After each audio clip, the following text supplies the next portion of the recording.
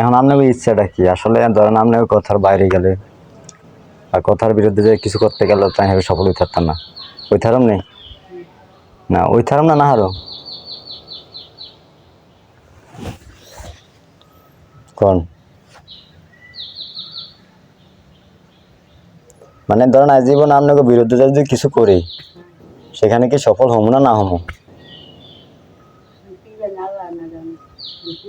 ধরেন নিশ্চয় মা বাবার বিরুদ্ধে যদি কোনো কিছু করি সেখানে সফলতার ছোঁয়া দেখা যাইব না, এটা সব জায়গায় আছে, সবাই জানে। আপনাকে ইচ্ছাটা কি আমার নিয়ে?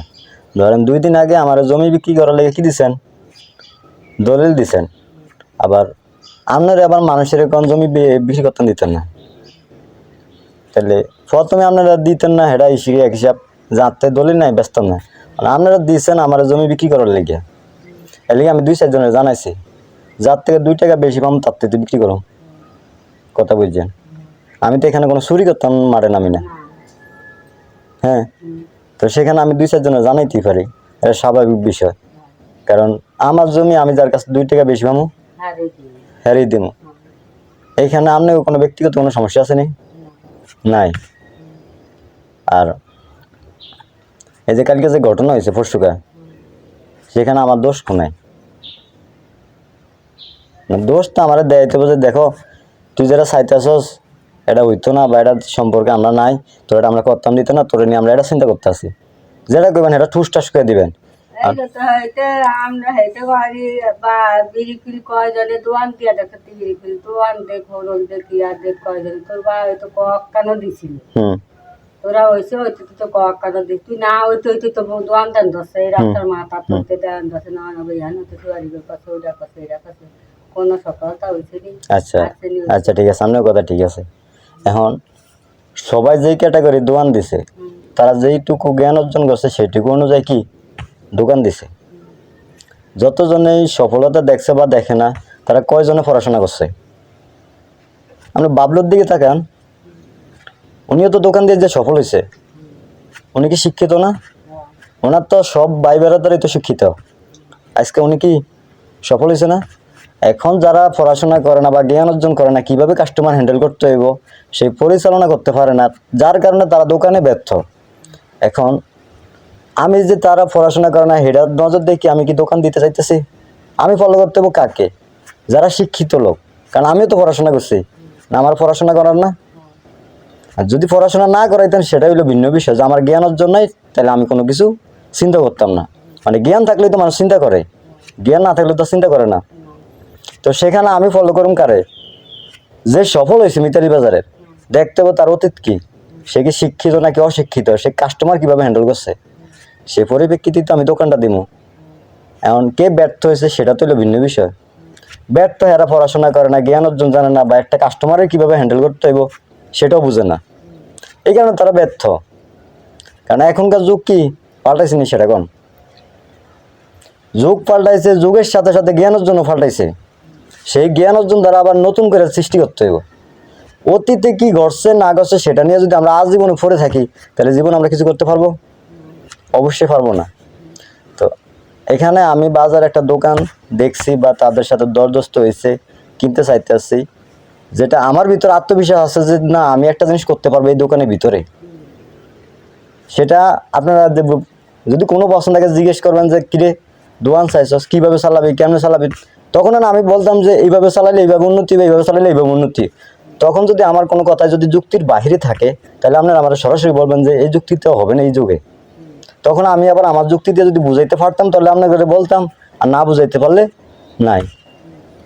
তো আরেকটা কথা হইলো, আপনারা হয়তো সব জায়গায় এটা প্রচারণা করেন যে আমি আপনাদের সাথে কি কথা বলি না বা যে কোনো বিষয়ে নাক গলাই না। এখন আমি কোনো কথা বললে সেটা যদি সেই কথা যদি মূল্য না হয় তাহলে আপনাদের সাথে কি কথা বলবো? না ধরেন আপনি আমার সাথে কথা বলতেন চান, আমি আপনার কথা মূল্য দিতাম না, তাহলে কি আপনি আমার সাথে কথা বলবেন? অবশ্যই না। তো ঠিক আমি ধরেন সৌদি আরব গেছি, সেখানের অবস্থান দেখা আমি কোনটা ডিসিশন নিতে হইব, কীভাবে কাজ করলে আমি নিজেকে ইমপ্রুভ করতে পারলাম, সেটা আমার একটা ডিসিশনের একটা দায়িত্ব আছে না? আমি পড়াশোনা করছি না, যে কোন জায়গায় কার সাথে কীভাবে কথা বলতে হবে এটা শিখছি না? আমি তো ইংরেজিতে তো কথা বলতে পারি, ইংরেজিতে কথা বলতে পারি কি? এটা শিখার কারণ কি? যে বিদেশে যায় কার সাথে কিভাবে কথা বলতে হইব সেই ভাষায় তাদেরকে বলতে হইব। এই জন্য আমি ইংরেজি শিখছি না। তো সেখানে গিয়ে আমি পরিবেশ দেখে আমার নিজের একটা সিদ্ধান্ত নিতে হইব না।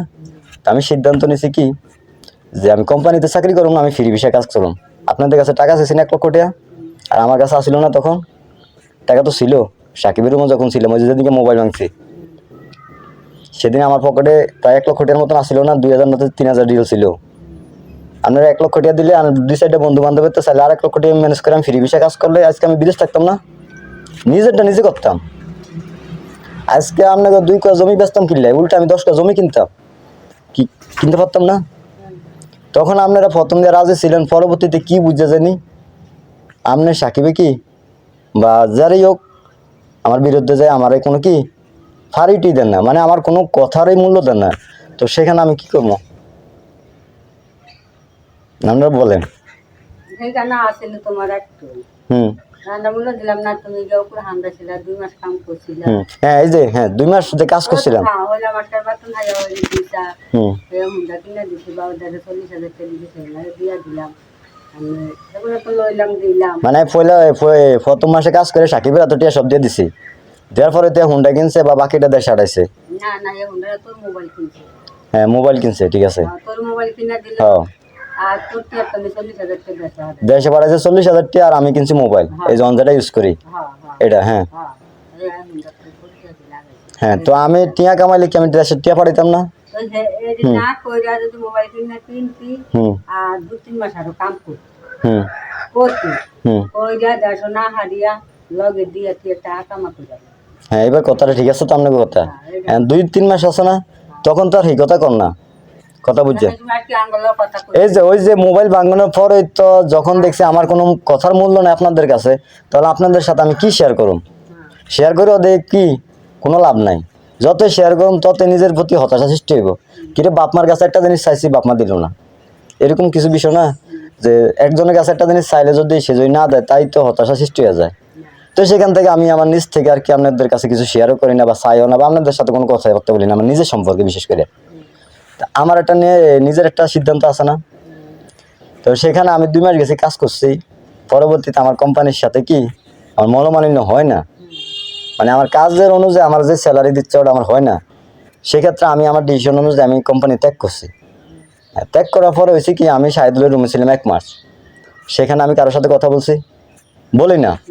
আপনার সাথে কথা বলছি? বলি না। আমি শাহিদুলের রুমে থাকা অবস্থা আমি আমার কাজটা খুঁজছি, শাহিদুল আমার 1-2টা কাজ খুঁজা দিছে। আমি সেখানে 1-2 দিন কাজ করছি। কাজ করার পরে কি ঘটনা ঘটছে এটা শাহিদুলও জানে আমিও জানি। তখন আবার আমি শাহিদুলের রুম আবার বেঁকেছি। তখন হয়েছে কি, এদিকে আবার আমি অমরা করতে গেছি 2 বার।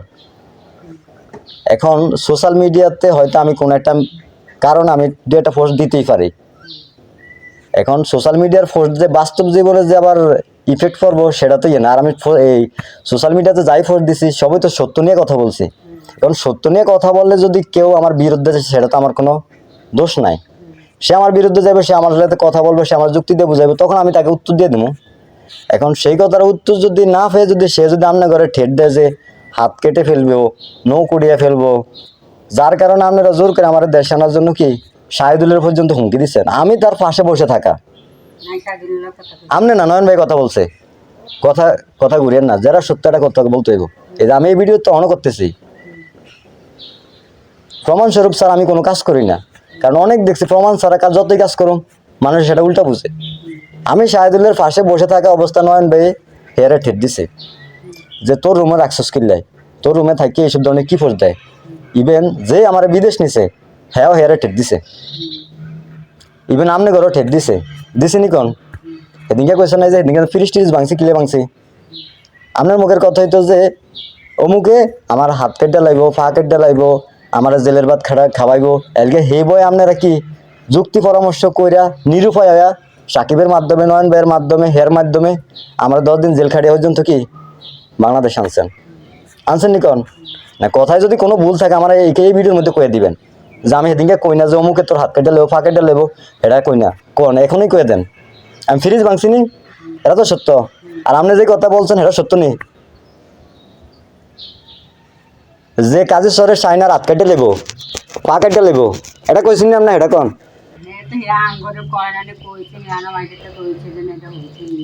আচ্ছা আমনে করে কোন না জারি করে ঘুরে গেলে তো আমনে করে শুনাইছে তাই কথা শুনানোর পরিপ্রেক্ষিতে তো আপনারা ভয় পাইছেন যার কারণে তো আমার এবার যে বাংলাদেশ আনাইছেন আসার পরে আমি তার বিরুদ্ধে কি সত্য তুলে ধরছি তুলে ধরার পরে আমি সত্য কথা বলবো আর মিথ্যা কথা বলবো আমার ভুল হতেই পারে যে কোনো পোস্টে এটা স্বাভাবিক বিষয় এখানে তো আমার মোবাইলটা কাইটা নেওয়ার কোনো তার কি নাই অধিকার নাই আমার মোবাইল আমার ব্যক্তিগত বিষয় থাকতেই পারে থাকতে পারে না তো সেখানে সে মানুষ দিয়ে আমার মোবাইল নিয়ে গেছে আমার ফেসবুক আইডি পর্যন্ত নিয়ে গেছে তার ভিতরে যদি সত্যতা থাকতো বা তার ইয়ে থাকতো প্রমাণ থাকতো আমার বিরুদ্ধে কোনো সময় তাহলে হয়তো দুজনের মানুষ জানিয়ে কি করতো সেটা মানুষ জানিয়া বিচার করতো সালিশ করতো এলাকায় কি মানুষ নাই মুরব্বী নাই তারা তাকে জানে না কি জন্য তারা কি করছে ক্যাডার বাহিনী দিয়ে আমার মোবাইল নিছে ইভেন আমনগর সহায়তা আমার বাইন্দা 20 দিন পর্যন্ত পাগলা গারোতে রাখছেনি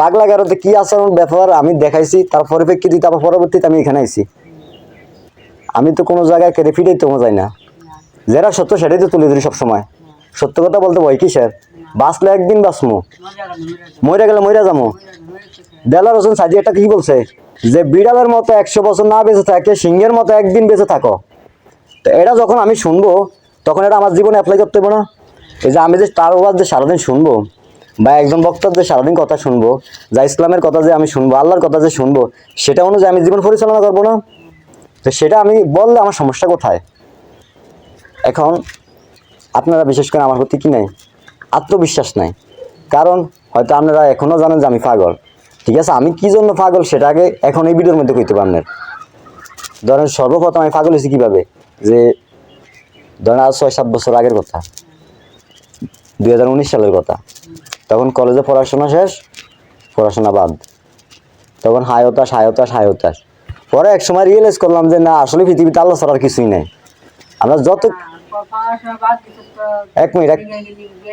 এক মিনিট পড়াশোনা বাদ দিয়েছি কোন একটা কারণে পড়াশোনার পরিপ্রেক্ষিতে তো যখন আমি রিয়েলাইজ করছি কি যে আসলে আমরা আশেপাশে যাই দেখি এগুলো সব কিছুই না জাস্ট আল্লাহ আমগো সব যখন আমি এটা বুঝতে পারছি তখন আমি হয়তো নিরালায় কান্না করছি হয়তো আপনারা দেখেন না সেদিন থেকেই আমি মনে করেন এক ফোকের আল্লাহর রাস্তায় তখন থেকে আমি 5 ওয়াক্ত নামাজ পড়তাম তাহাজ্জুদে নামাজ পড়তাম প্লাস ঘর পর্যন্ত আমি দোয়া মোছা করে রাখতাম নি মানে কি পরিষ্কার পরিচ্ছন্ন রাখতাম মানে পরিষ্কার পরিচ্ছন্ন থাকে কি ইমানের একটা অঙ্গ না তো আমি যেটা পড়াশোনা করুম যেটা আমি জ্ঞান অর্জন করুম সেটা আমার জীবনে অ্যাপ্লাই করুম না এখানে আপনারা উড়িয়ে দিচ্ছেন কি আমার নাকি জিনে ধরছে বা আমাকে নাকি আমি নাকি পাগল হয়ে গেছি বা ভালো জিনে ধরছে বা খারাপ জিনে ধরছে এসব কিছু উড়াইছেন এই পরিবার থেকে উড়ার পরেই তো মানুষের সুযোগ পাইছে যার কারণে তো মানুষে আমার সম্পর্কে কি এখনও জানে যে আমি পাগল কথা বুঝছেন এখন নামাজ পড়লে যদি আমি পাগল হই বা সত্য কথা যদি কেউ বললে আমি পাগল হই বা সত্য বা ন্যায় বিচারের জন্য যদি আমি পাগল হই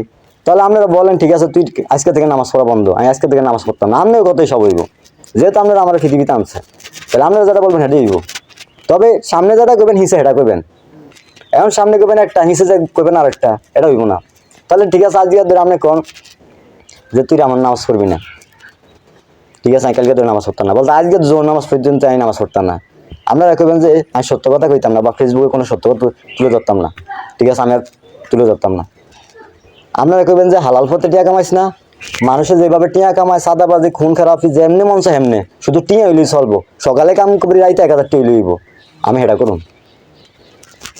এই যে আপনারা খালি বিদেশ করেন না এই যে যত মানুষের যত টাকা পয়সার মালিক দেখছেন এরা ব্যাকিং নারী ব্যবসা করতে আছে আর এই যে যতই আপনারা এই যে সুশিক্ষিত হলেন দেখতেছেন এই যে দেশে না 3-4 বছর বিদেশ থাকে এরা প্রতি সপ্তাহে মেয়ে ধরে রুম শেয়ার করে এটা কি আপনারা জানেন আমি সেখানে ছিলাম আমি দেখছি আমার নিজের চোখে যে কে কোন জায়গায় যায় এটা আমি দেখছি না দেখছিনি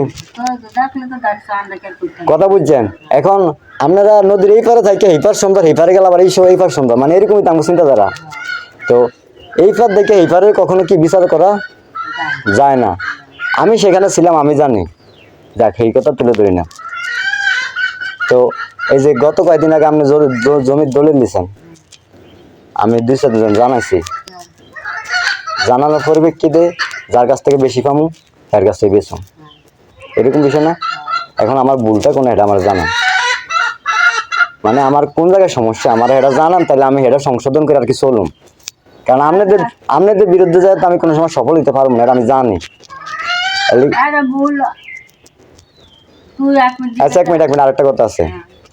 গত 2 দিন আগে, বলতে কয়েক সপ্তাহে, মানে 2-1 সপ্তাহ আগে সাকিবে 2 লাখ টাকা চাইছে, 3-4 দিনের ভিতরে ম্যানেজ করে দিচ্ছেন না? এটা আমার তো চাই না। আচ্ছা যাই হোক, রিমির তো চাইছে আর আপনার তো চাইছে না ও না কিভাবে কানে কানে নিয়ে আগে তুই কানে গুনা না ঠিক আছে কানে কানে উড়া তুই যেতাম চাই। আচ্ছা যাই হোক, লোন তো লইছেন, হ্যাঁ লোন লই তো ফাড়াইছেন, বা একজনের তো হ্যাক বলছে, হ্যাঁ আবার আপনার তো বলছে, আপনি আবার রিমিরে শেয়ার করছেন, বা রিমি আপনার শেয়ার করছে, যেভাবে হোক 3 জনে মিললে তো কি করছেন, তারা টাকাটা ফাটাইছেন, হয়তো 2-1 দিন সময়ের বিষয়। আমি যে গত 1 বছর রাস্তায় ঘুরি, আমি কি আপনার করতে কখনো পকেট খরচ চাইছি? নাকি আপনারই আমরা দিচ্ছেন 1-2 হাজার টাকা? আমি নিজেরটা নিজের যেমনি পারি আমি চলছি না? নাকি সাকিবে আমার 5 থেকে 10 হাজার টাকা দিছে কোনো মাসে? দিছে নি? আমি নিজেরটা নিজে চলছি। আমি এখন কোয়েল পাখির বিজনেস দিছি, ফেসবুকে পোস্টের মাধ্যমে কয়েক জায়গার থেকে কি আমার কল দিতে আছে, সেদিন কত দেখছেন হুন্ডা দিয়ে পর্যন্ত আছে মানুষ। এখন আমার একটা ব্যবসা পরিস্থিতি পাচ্ছে না, এখন আমি এখানে যদি 1 লাখ টাকা ইনভেস্ট করলে যদি আমার সাফল্য আইয়ে, এটা তো আমার কোনো সমস্যা নাই। এখানে আমি ইনকিউবেটর বানাইছি, সেই বাচ্চা উড়াইতে আছে, সেই বাচ্চা আমার বিক্রি করতে হচ্ছে, এখানে দোষের কি আছে? আমি আমার পকেট কষ্ট চালিয়ে দিতে আছি, কোনো এক সময় হলে ভালো কিছু করবো ইনশাল্লাহ, সৎভাবে তো চলতে আছে। সিগারেট খেয়েছি কোনো সময়? নাই কোন মেয়ের হিসেবে ইফটিজিং করছি নি? নাই কোন মানুষের দ্বারা সাদাবাজি করছি?